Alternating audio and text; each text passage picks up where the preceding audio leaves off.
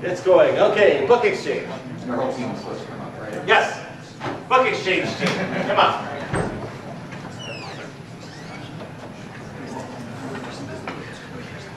And by the way, since you know the order, get prepared to jump up so we're not wasting time waiting for people to do things. Okay. Come on, fast. Let's go. Let's go. All right. So we quiet. Pay attention. Okay, we're doing the book exchange app. We're going to focus first on our demo and then do the business pitch. So, like we had before, we integrated it with Google authentication, although we added an app icon to make it more, not so develop-like, and so when you log in, it'll load up the profile page in a second.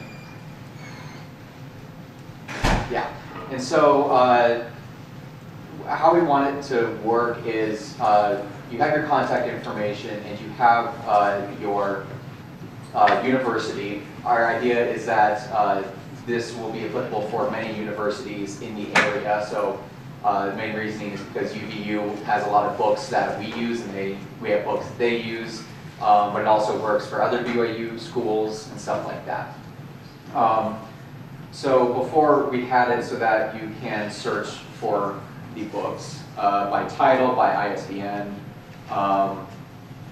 We've made it work so that it can actually pull from any range of books from online. We have it integrated with the API that the official BYU bookstore has. And so we have it hooked up to courses as well. So if you want to search for a course, you can select the department, select the course. So if we're looking for 428, we search for that. There's our 3 books.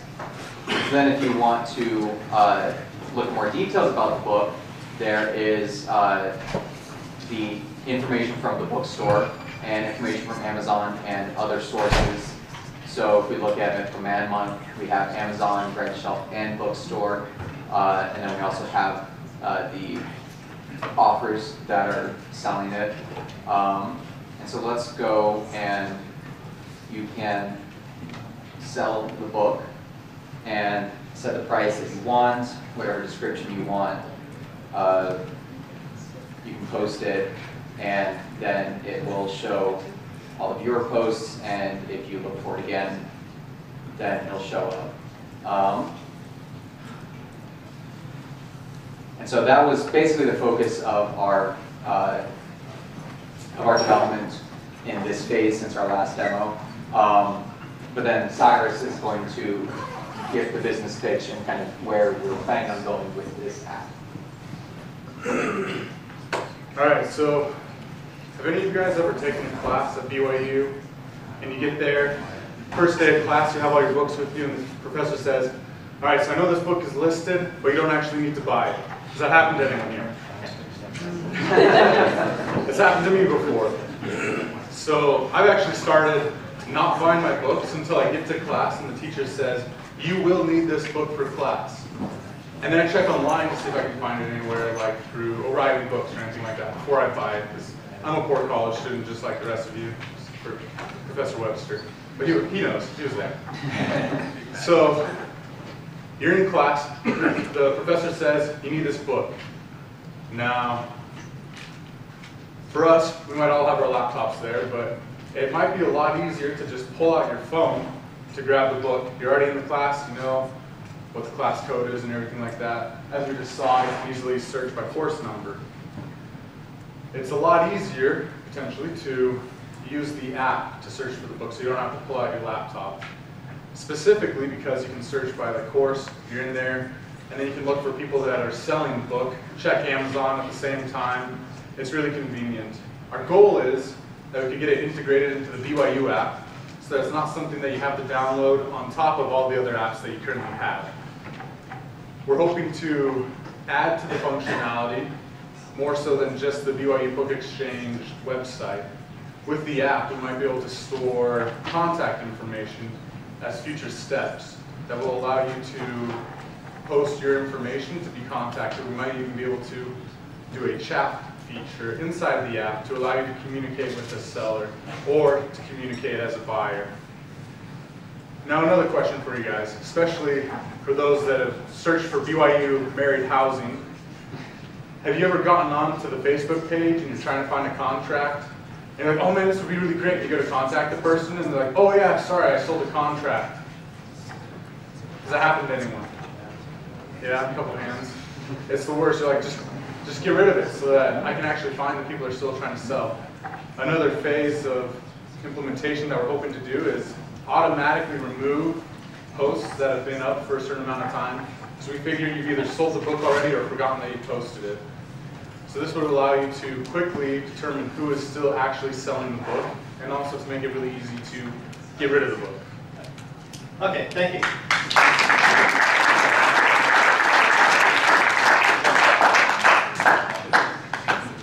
Okay, business pitch is business pitch. Business pitch is why you're telling someone why they should invest in you. So, Who let me this? yeah, someone. Thank you. Don't give us your future plans or whatever. Give us a 90-second pitch as to why this is the best thing since sliced bread. So, if that's not long, you'll have someone's attention. Okay, you're up. And I prefer you start with the pitch. As to why this is the best thing since sliced bread, and then focus them. Sorry. You're in the headlights, yes. Okay, so if you guys were investors, I would look at your smiling, happy faces, and I would tell you that Relative Finder is still the leading website in the genealogy and family history industry that allows people to see how they're related to other famous people.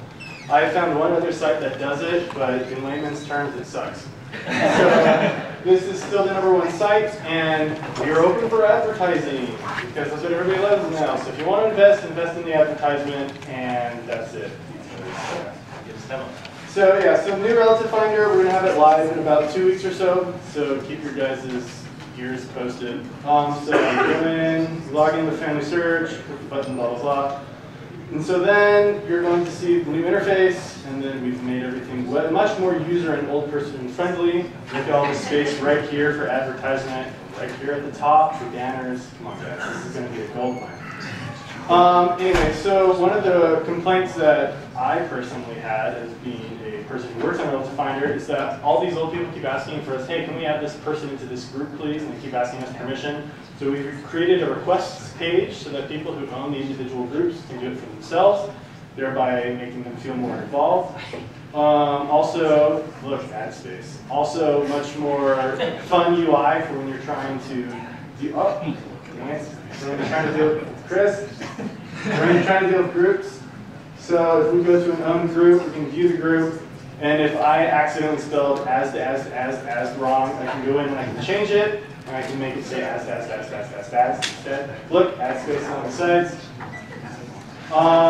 So yeah, and then also just same thing as before, but just simplified. We have to connect with dead person, connect with people near you, see how two dead people are related, and we're making everything much more friendly because nobody knows what a personal identification number is on Family Search, even though each person uses Family Search has one. So we're trying to make that much more viable for people to understand and still ad space. And anything else? And that's about Great. it.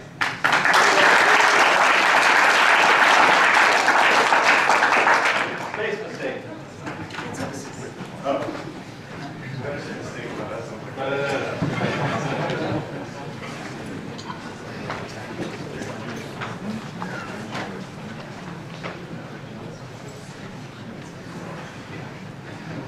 This is pitch while he's setting up.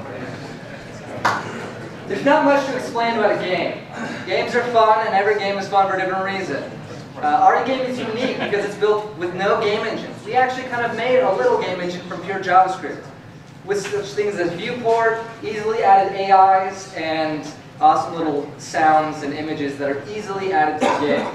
And so really what we're pitching to you is a game engine that lets you easily create custom levels with awesome AI, whatever you think of, and a cool little storyline if you want. So we'll demonstrate that to you once he gets it up on the screen.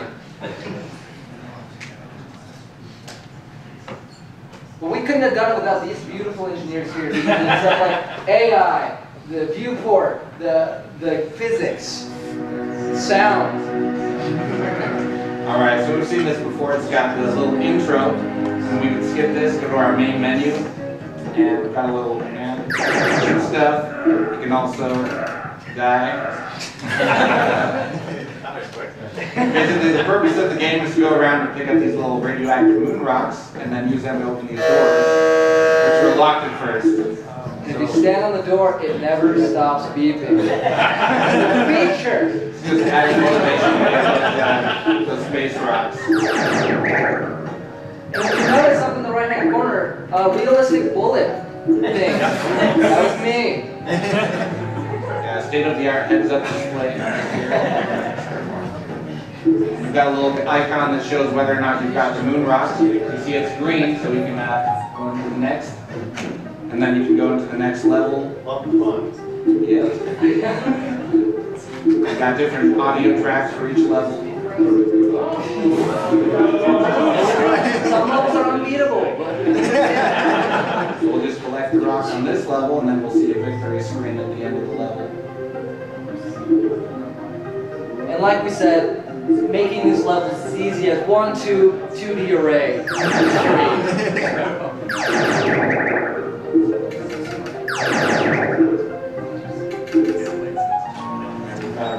Hey! Space mistake!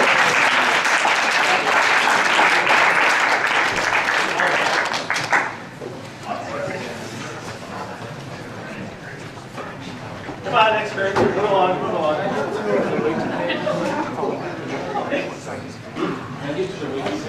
I don't know.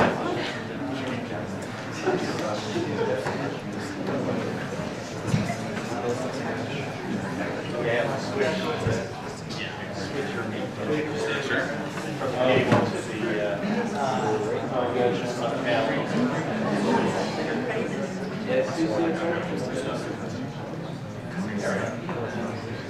Do we need another wiki page? Oh, no. From scratch. You know, you guys are supposed to be. I thought it was.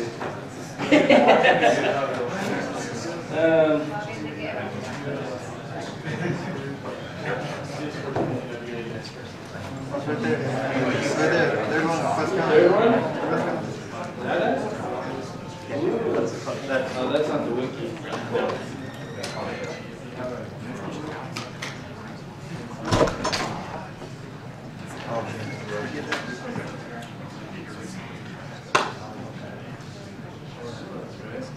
It's supposed to be like dash 2015. Oh, that is it? Go to there for picture 19. There we go. Alright. Well, that's our demo. Alright, so we had to film ours because the NBA season ended last week, so we couldn't really demo it. Just real quick, who here has ever done like an NBA fantasy league thing before? Alright, so this probably isn't our best market. Because let's be honest, most of you probably who haven't done it probably didn't do it because you didn't have the fantasy league manager to alleviate all the stress. So essentially, real quick, just so you understand how it works, with NBA Fantasy League, you score points by having players who play each day. So the more players you have playing each day, the more points you'll get. And then obviously, depending on how well those players do. So the idea behind this application that we worked on was to balance out trading away players that might be good players but just aren't playing that day for free agent players that are available that you can get points from. But there's obviously that trade because you don't want to lose good players. So I'll just kind of let this go. So you can log in with your Fantasy League credentials. We did it for Yahoo Fantasy League. And so it'll go through and query for potential trades that might be beneficial to you. And I'll explain how that works on the back end in just a minute. Essentially, you'll have your home screen. For some reason the video cut out the top and the bottom, but essentially you'll have trades here that are presented as the circling mouse showing. But the trades here are potentially implying that you could drop Jay Sampson from the Chicago Bulls and pick up Willie Cauley-Stein from the Sacramento Kings. So for each of the trades that you have, you can accept them, at which point it will send a query back to the database, or post to the database saying that you want that trade to occur. Or just below that button, there's a reject button, or as you'll see, there's a cancel. That video got cut out at the bottom. But essentially, you can come in, you can decide which trades you might want to make. You can also go into the settings view and adjust the aggressiveness. Because kind of the meat of all this project happens on the back end, where it's trying to determine if a trade is good or not. And so the way it works is it says, okay, from your list of players who are currently on your team, who does not have a game tomorrow? Those are your players that you might drop. And then from the list of available players, who are the players that do have a game tomorrow that are not injured? Those are your list of players that you might add. And then based on the aggressiveness level you'll set, it will compare player rankings to determine if a trade matches or if the trade is beneficial according to the aggression level that you set. For example, if there's a player that's ranked 40 and one that is ranked 42, and you set an aggressiveness level of 3 because they're within 3 rankings, it'll propose that trade to you. However, if it's within if it's 40 and 50, then it will say that's too much of a risk to drop a player that's ranked 40 to pick up a 50 just to get more points for that day. So if you have an aggressiveness level of like 20, then you're making trades all day long, but you might be losing really good players. So anyway, that's kind of the demo here. Like I said, probably not the best market since most of you haven't played it before, but download our app and it will be the most fun you will ever have. There you go.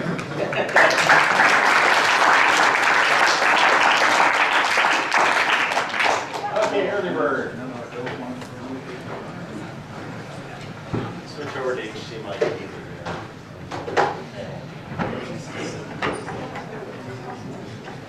Lower left HTML.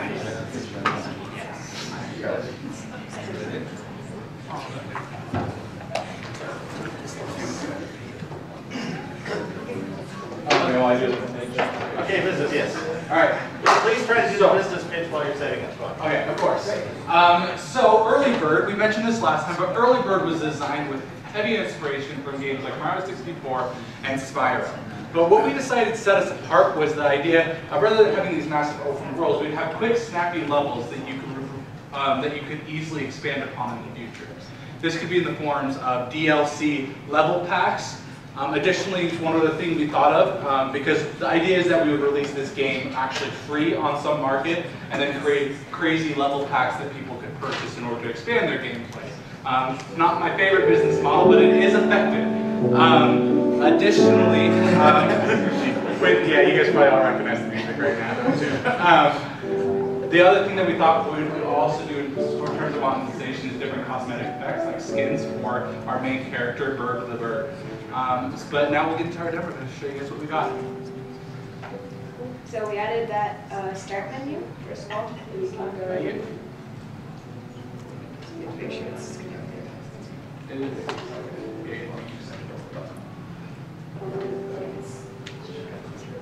Demo nods. The demo nodes.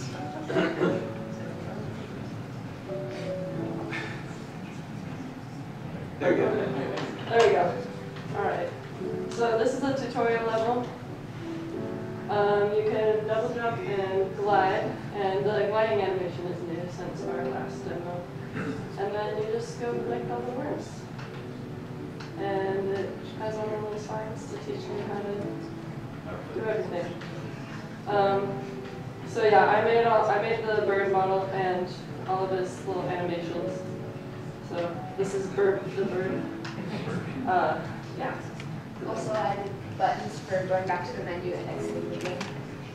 Before it was just playing one level. Yeah. And we want to show you all of this. So. You don't have to do that. No, that's right. This is one from, this is our last demo. This is the one we used in our last demo. So we'll show you Sam's level here. The ice level. This is This is the worst thing ever. The ice is slippery. It's made of ice. So we made the game also controller compatible. I worked on the strips, so he's using an Xbox One controller right now. Just has typical 3D platformer controls for the controller. and then Hey, you have to get the water. yeah, once we get out of this little canyon here.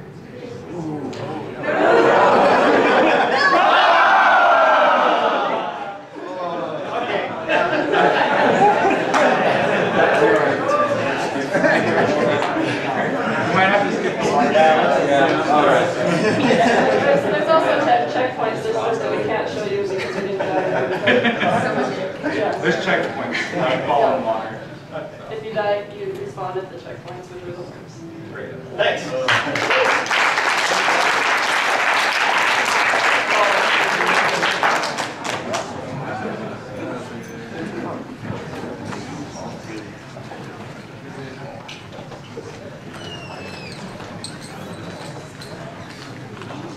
Okay, so our group was the Street Brawler game. It's a game that has a fighting system based on the Mortal Kombat or Street Fighter traditional fighting game. It has a unique blend of an overworld with a traditional fighting system and battle mode. So overworld, if you're familiar with the original Pokemon games, you're just a little character moving around in the world, going to towns and caves, talking to people, and then you get a chance to battle or a single battle.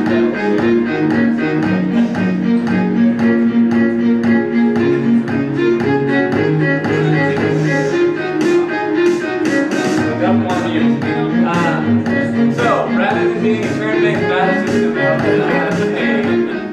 a traditional street fighting type of battle system. So Turner and I will showcase the two-player mode, and then I will showcase the campaign mode.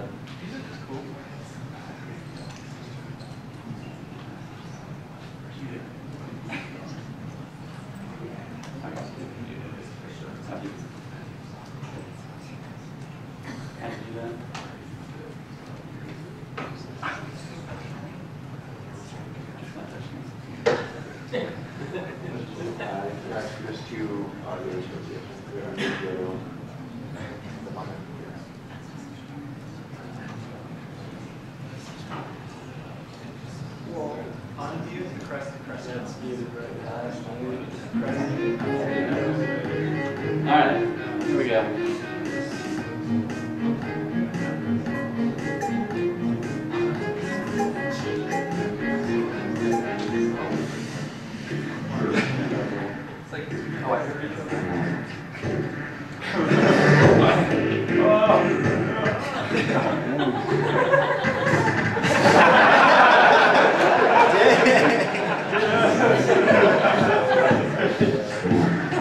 Okay, so that's better. It blows the competition out of the water. Alright, so this is the campaign mode. Also blows the competition out of the water. So here, rather than starting a turn-based battle system, it starts this. And Nathan built our AI. The green guy on the right is artificial intelligence. Blocked by attacks. And that's that.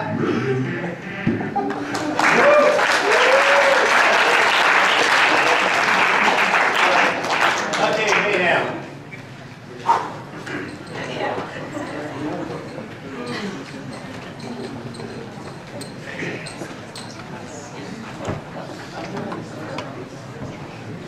Give us your pitch while you're setting up.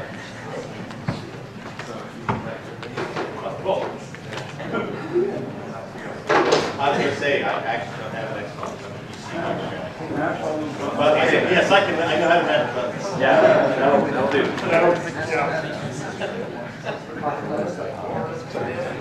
Yeah, okay. So, we as a team set out to make a Super Smash Bros. Style platform fighter, but instead of knocking each other out of the ring, everyone is fighting for a position on the map, kind of a King of the Hill style thing. So, going into this, we didn't really have any idea of a theme, but we settled on kind of a post-apocalyptic world inhabited by pigs. And I present to you.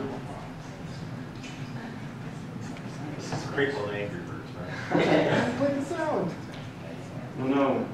Mayhem is the name already. Yeah. So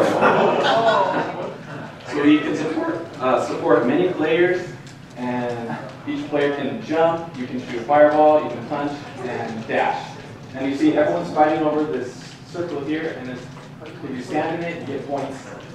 And at the end of the time, whoever has the most points is the winner. So we're going to make a lot more maps with more music, and we want to introduce other character classes, and it's just going to be a lot of fun. So this is our game. Cool graphics. Thanks. Art, animation, as well as sound, you don't hear, Nathan. Yeah. Awesome job. Yeah. It's supposed to be just chaotic. I'm the lost purple thing. What over there?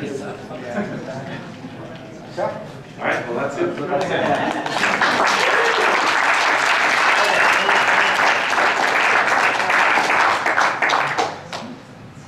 Okay, story gen.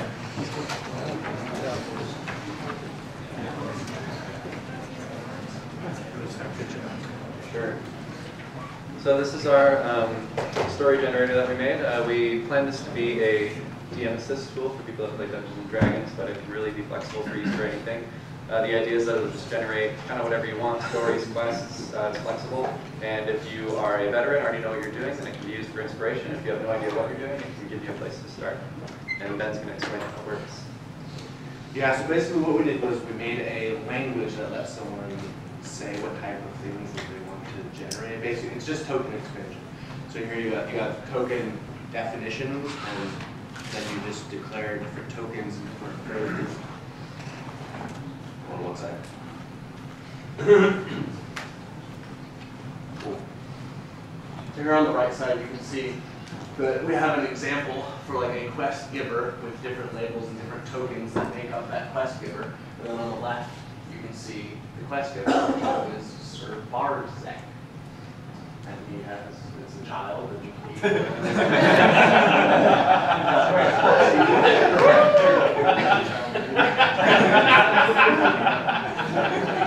So the idea is, of course, like versatility and scalability.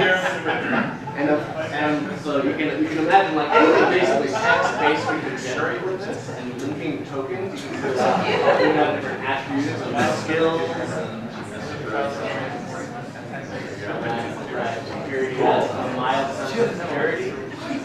So any piece of this you can even generate. If you wanted to generate names, you can generate names. If you want to generate the personalities, you can generate the personalities. And yeah, let's do another quest, and then we'll look at like a larger story. The quests are like small, just like the beginning of a quest for an idea. And Another child? There's a lot of children. These are the children's stories. Yeah, so here you can see that basically if you were to generate a bunch of these, you could start noticing a formula in like different token expansions, but you know, basically the sky's the limit. The more token expansions you add, you can make it basically impossible to find any sort of formula. Here in the stories, we have basically an Act 1 where you introduce the hero, and then Act 2 where they meet their buddy, and then there's a villain introduced, and then they fight and defeat the villain and stuff. And actually, this is live, so if you wanted, you could go to storygen.tech. Please don't tell my server. Let's appreciate the villain made out of parts of sportive deer. I think you should hook this up to a Twitter feed. And that's story.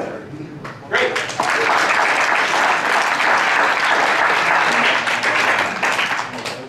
Revengeance.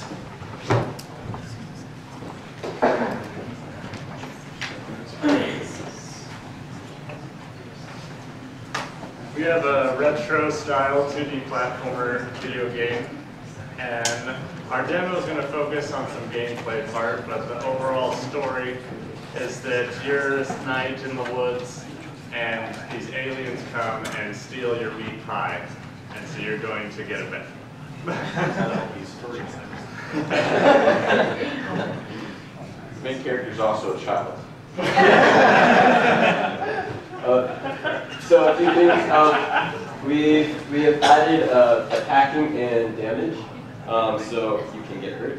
We've also added some pickups like coins and hearts to refill. The bats in this are ridiculous. Okay. Let's see. And then we have these moving platforms, which you may remember from the last demo. And then we also have a little boss at the end, which is pretty scary. Kill it. Quick boss fight. And then we also added a score counter, so killing enemies, gives you points, and picking up things gives you points as well. Like that. Cool. Yeah, that's the demos.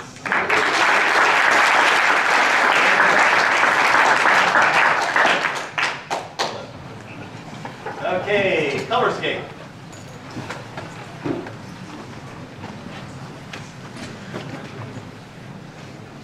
So we're part of the 2D doing. So hopefully ours doesn't look as bad. We're color scheme. And we want to take our, I guess what we wanted to kind of do is we have like platforms that once you click, once you like get to something, it changes like the level dynamic. And so, once we go through, I kind of started up. I don't know if you remember this guy, we call him Roy J. Biv. But he's got all his animations, back in action, right, just about to ready to explore. We had some enemies. I don't know if you saw that enemy right there, but we lost a life because we hit into him. But once we click these things right here, you can see that the level dynamic changes. And if you accidentally fall, there's we just kind of want to make it fun, like a place where you could explore, you didn't really see that from the start. When you go back, you thought I was going to die, but it didn't.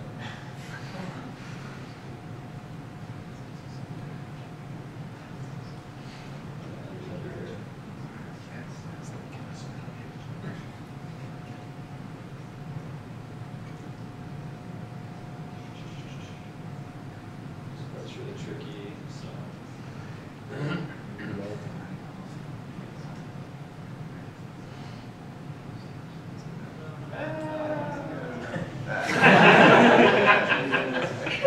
Okay.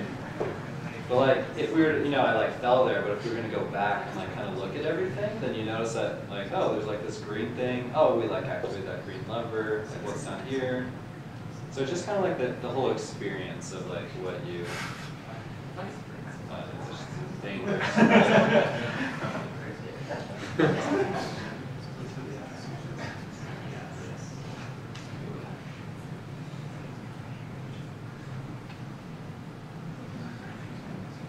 And the level ends right there, so I don't know what to do. Go back.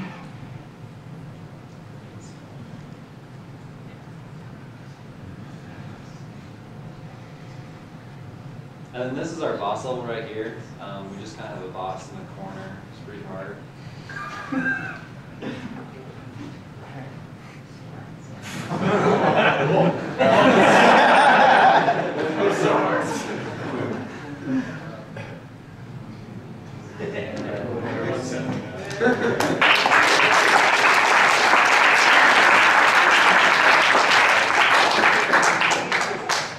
Okay, Darwin. You guys did a great job. Okay, so it turns out it's actually really easy to get a lot of people to agree on one idea. You just pick the best one, have everybody vote on it. It turns out it's a lot harder problem to get a lot of people to agree on just a few ideas or the top few ideas. And so we solved that with Darwin, which is natural selection for ideas. Yeah, so the kind of idea that we wanted to go with this was think like Stack Overflow, right, where someone creates a question, and a lot of people look at the question, they post ideas and comments, and say you're an idiot. Yeah, say you're an idiot, you get downvoted or it gets locked because it's off topic or whatever, whatever. So we kind of went with a similar feel to that, where people can create a board, is what it's called, and Carter will demonstrate that for you. Right, so in going with what happened at the beginning of the semester, we'll just do the same thing where we will 428 project.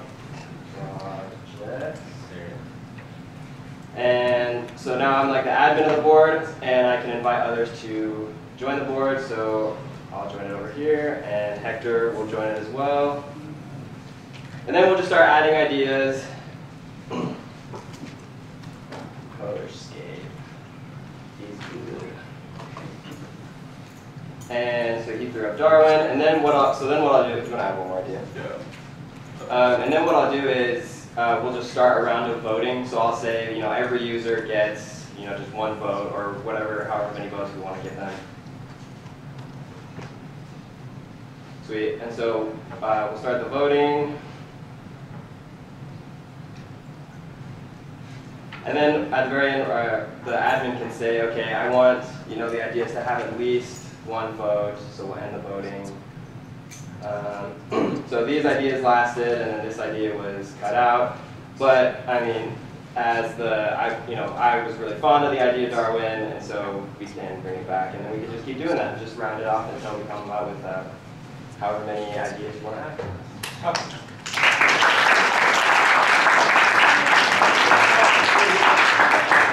What? Does that happen to this? Well, yeah. I may want to use it next fall. Sure. I think that worked a lot faster than posting stuff on wikis. Okay. Yeah. Meal match.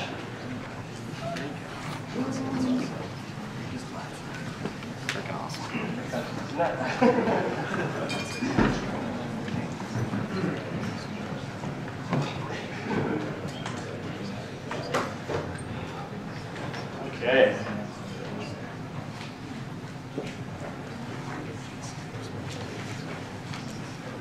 So,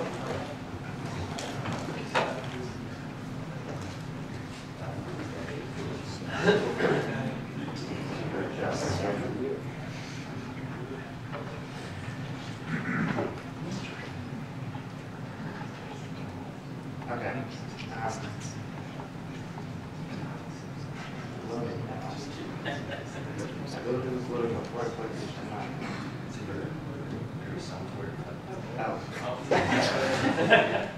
One second, sorry.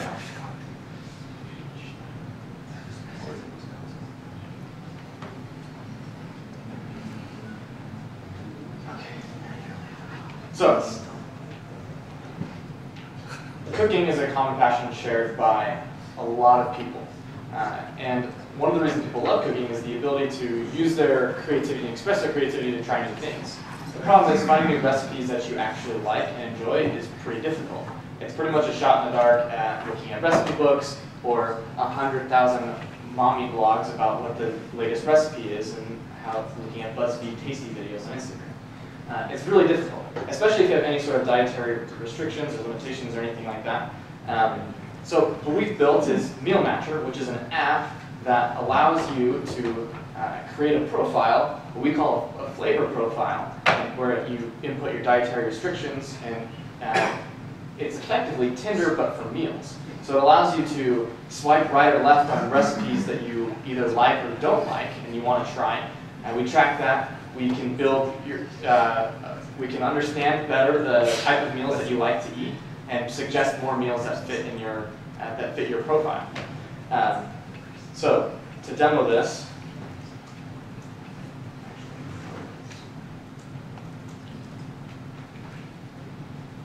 we'll make an account here.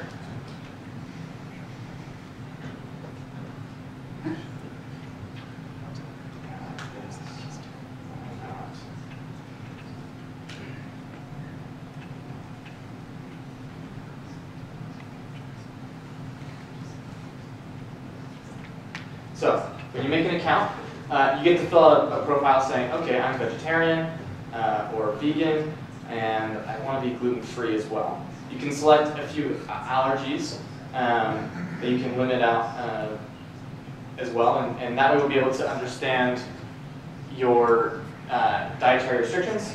You can select how much time you want to spend on meals, average, so say you have a very limited amount of time that you want to spend cooking each night, or say you have more time, you have a couple hours, and that's not a big deal to you. We'll be able to filter the meals by that. We have a database or an exterior API hooked up where we can access close to 100,000 different recipes currently. Unfortunately, they're not currently stored in our database because our database engineer was in a motorcycle accident last week and is still recovering from that. This is the truck factor we talked about earlier in the semester. Yeah. So don't have your engineers get hit by motorcycles or ride motorcycles. So we have some sample data that's not tagged appropriately, so the filtering isn't displayed here, but the filtering is implemented on the back end, if that makes any sense to you Anyway, so you can match with that recipe. This recipe has a bad image, so I'm not going to bother matching with it. You can do your matches. Here you can see more information about the recipes. You can look about instructions, ingredients, and how to make them and such. You can update your flavor, your dietary restrictions. So here, you can make changes to it. And for premium feature, you can plan them to plan them on certain days, so you can calendar out your meals for the week. As investors, this is an attractive market to invest in. There's roughly 83 million millennials currently in the United States. They spend on average $800 a month on groceries. So the total addressable market is actually quite favorable because of the high spending limit that millennials are susceptible to. They are more likely to experiment. We expect our market penetration to be somewhere around the 30% level, and expect very high returns because it's just a software as a service model where it's subscription-based premium accounts. So, okay, there you go. Great.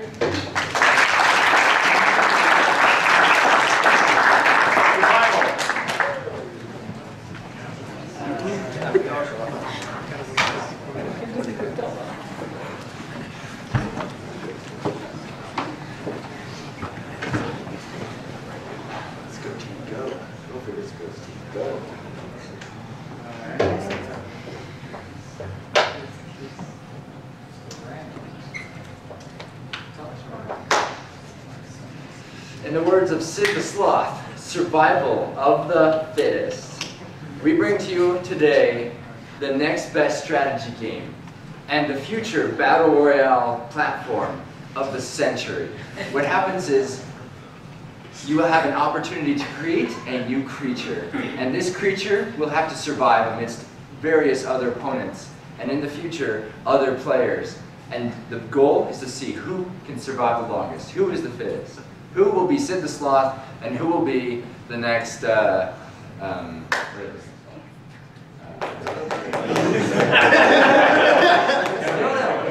thank you. So, without further ado, we present to you Survival of the Fittest. So here we got our creature creation screen. So we've got these different numbers that represent the different fields. So if you want to go for a really aggressive creature, you can keep increasing the value. We only let you have a value of 50 average for each category, so that no creature is too powerful compared to others. You can select an herbivore or a carnivore, as well as there's different shapes that you can select from. So we'll go with, I guess, the trapezoid guy. And then this is the world with the different AI creatures going around in it. Your creatures will always be the black ones, and the computer-generated creatures will be the different colors. And so they're all fighting for the different resources, which is food in green, water in blue, and then meat is in red. That comes from when creatures die. And so your creatures just keep going throughout the world, trying to just survive and reproduce and last the longest. Anyways, that's our project. Yeah. Well,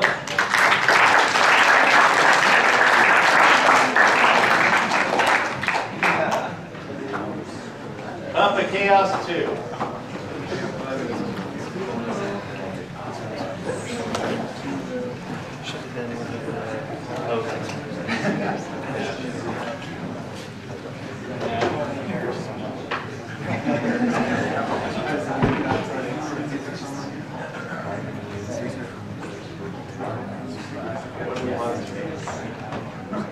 Second system effect. Maybe just have this. Are we going to jump on it?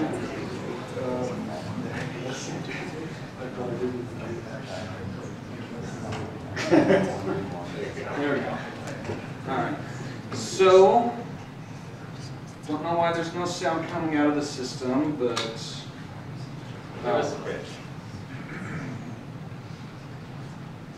Alright, there's supposed to be music. It's good music. You'll have to trust me on this one. Or, hold on. Maybe this doesn't have the audio set.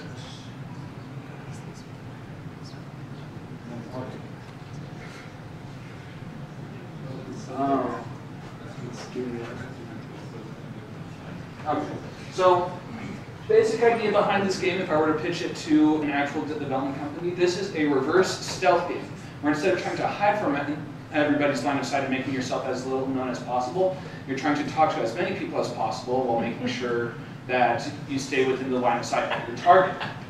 And to accomplish this, we've skinned it as a missionary game for the Latter-day Saints, because they don't really have that many games that really resonate with their culture. So that's what we're going for here. So as a part of this game, you get to run around, you get to make contacts with people, and as you can see, if you can't see your companion, your obediometer drops down towards 0. And if that drops towards 0, you get a game over. But aside from that, you can contact with people, and you can also see in the top left corner that there is a timer. You have the course of the day to reach your contact goal, and once the day is through, you can go to your home and end the level. But for the sake of time, we're just going to open up the cheat console and go to level. Just go to the last level. And so the levels change, obstacles appear, the world gets bigger with each iteration of the game. There's a bunch of weather effects, but for the sake of time, we won't show them. But there's like sunny weather, rainy weather. Yeah, let's show off the rain. We'll show off the rain. So this also has rain sound effects. I don't know why the audio is not working, but oh well.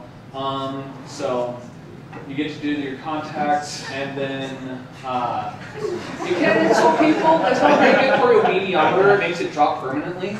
So don't do that. Here you go.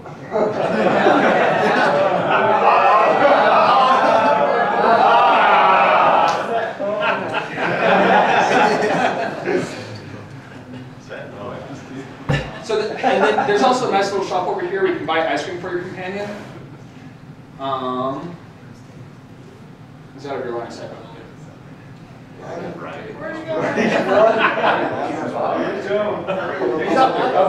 And you can give them the ice cream, or you can withhold it. And I don't know if you got it in the end game screen, but once you beat the game, it should get you a couple stats. It shows how many contacts you were supposed to get, how many you actually got, and it shows you your percentage of goal completion.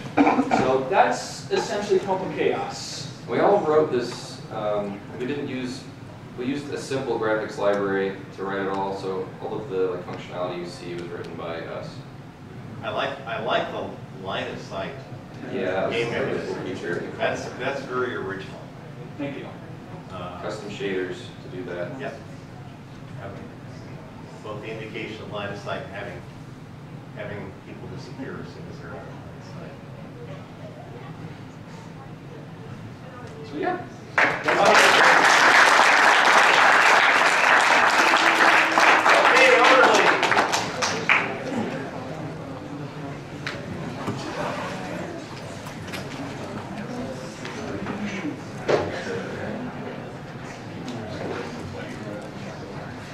Okay, so our project's called Orderly.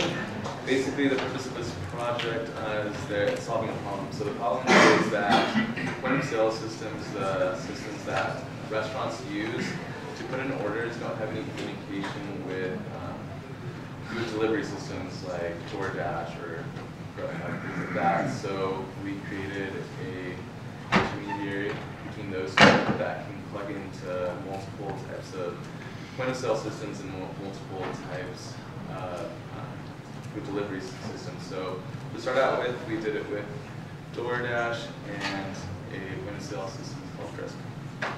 Yep, so this first video is just showing on DoorDash. You can see we have an endpoint where a point of sale can hit with their menu and transform it into a DoorDash menu automatically. So here I'm just ordering a smoothie off of DoorDash. And you can pick some stuff, modifiers. And once it adds to the card, This is actually a really big selling point, is the fact that we can automatically create menus for these places, because that's a huge hassle and costs a lot of overhead. To get started with DoorDash, you have to create those menus. So once they order it, then you can look over at the tablet. So this tablet is running the point of sale that he mentioned. There's a slight delay, I'm still not really sure why, but in a few seconds we'll see the DoorDash order come in. And so there it is, and then we can just make sure it's the right order. You click on it, it is that smoothie with the right price. And then when the driver comes, they can mark these picked up and it'll go away. So that's pretty much it for the demo. Cool.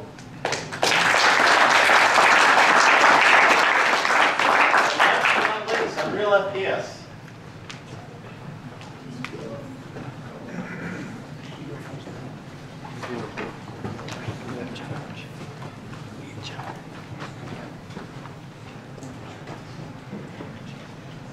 Yeah, so it's my pleasure to introduce you all to our game, Meltdown. We built it with the Unreal 4 engine. It'll bring back all those old school Quake feels that you haven't really felt in years. So, yeah. But we prepared a little video of some of the gameplay of our app. We got a multiplayer shooter game, style game, with one of the levels that we built. We'll get it up here in a second. We all had sort of different jobs that went well together. Torstein was the level designer, Matt was sort of gameplay. Oh, sorry, Matt was character, Mason was gameplay. I did the network stuff to get it working with Steam and LAN as well. HDMI cable. HDMI cable. Does this one work? Because I don't have HDMI. Oh, what do you have plugged in? VGA. No, that should be the VGA cable. I assume there's one there. That's coming up. There you go. Yeah. So here we're hosting the game. One of the players is hosting the game. Choosing my players, select your character. This is sort of the lobby. You can type to people and sort of test out the game features. We're flicking a lot because one of the abilities is like a directional jump. Yeah, so the two abilities. One of the abilities is a directional jump, so depending on where you're facing, that's where you will jump. So if you look straight up, you'll jump straight up. If you look like 45-degree angle, you kind of jump at that angle.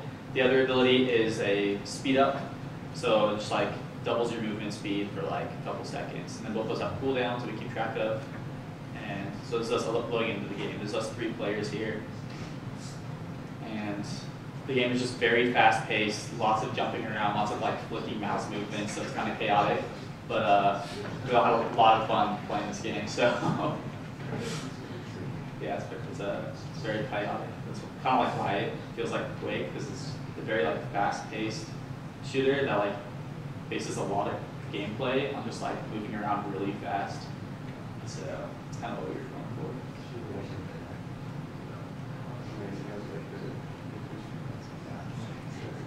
It was fun developing this because we could tweak some of the variables like the cooldown. We had like 1 second or like 0 second cooldown on that jump, and you could just fly around the map. It was kind of fun. So in the future, we hope to implement some more of those functions like that. Cool. Basically. Impressive graphics.